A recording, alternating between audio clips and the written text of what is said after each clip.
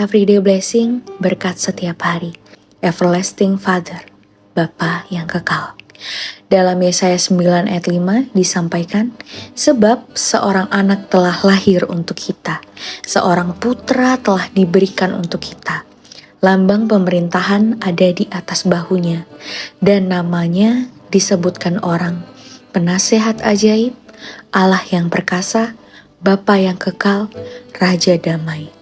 Dalam minggu Advent ketiga ini, kita mengingat masa penantian kedatangan Yesus yang pertama telah melahirkan bagi kita. Yesus Kristus yang mengambil sosok Bapa yang kekal. Adakah kita telah dan sedang mengalaminya sebagai Bapa yang kekal? Ataukah sekadar pengetahuan sejarah? Dalam budaya Yahudi, Allah menurunkan berkat melalui seorang Bapa. Itulah sebabnya Yesus mengambil sosok Bapa karena melaluinya Allah menurunkan berkat keselamatan kepada kita. Kata Esau kepada ayahnya, "Berkatilah aku ini juga, ya Bapa." Oleh karena itu, jangan kita melalaikan memohon berkat dari Tuhan Yesus, Sang Bapa yang kekal, dan menyalurkannya kepada mereka yang membutuhkannya. Di dalam budaya Yahudi, Bapa disebut di depan menjadi pemimpin keluarga yang bertanggung jawab atas keluarganya, seperti yang dilakukan Ayub untuk memohonkan pengampunan bagi anak-anaknya. Ataukah kita akan seperti Imam Eli yang melalaikan tanggung jawabnya untuk menegur dan mengingatkan sehingga anak-anaknya dihukum Tuhan, bahwa anak-anaknya telah menghujat Allah, tetapi ia tidak memarahi mereka. Disebutkan dalam 1 Samuel 3 ayat 13. Kiranya kita jangan melalaikan tanggung jawab kita untuk membimbing orang-orang yang dipercayakan Tuhan kepada kita untuk digembalakan dan bertumbuh ke arah Tuhan Yesus yang adalah gembala kita. Dalam minggu Advent ketiga ini juga, kita sedang menantikan kedatangan Tuhan Yesus yang kedua kalinya. Bukan lagi sebagai bayi, tetapi sebagai hakim yang akan menghakimi yang hidup dan yang mati.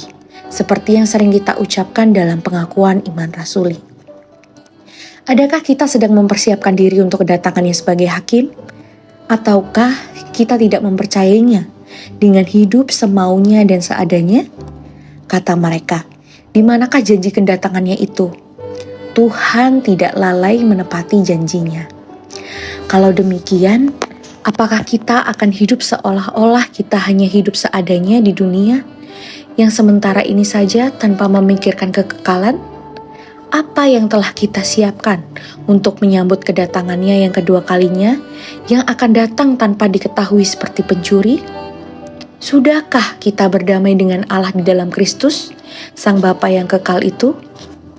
Dalam 2 Petrus 3 ayat 14 disampaikan, sambil menantikan semuanya ini, kamu harus berusaha supaya kamu kedapatan tak bercacat dan tak bernoda di hadapannya dalam perdamaian dengan Dia.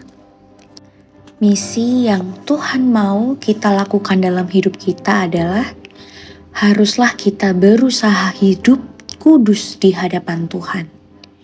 Mari kita berdoa. Bapa yang baik, mampukan kami untuk terus hidup kudus dan benar di hadapan-Mu, sehingga kami dapat menyembah Engkau dengan benar dan menyatakan kemuliaan nama-Mu dalam kehidupan kami sehari-hari. Di dalam nama Tuhan Yesus, kami berdoa dan bersyukur. Amin.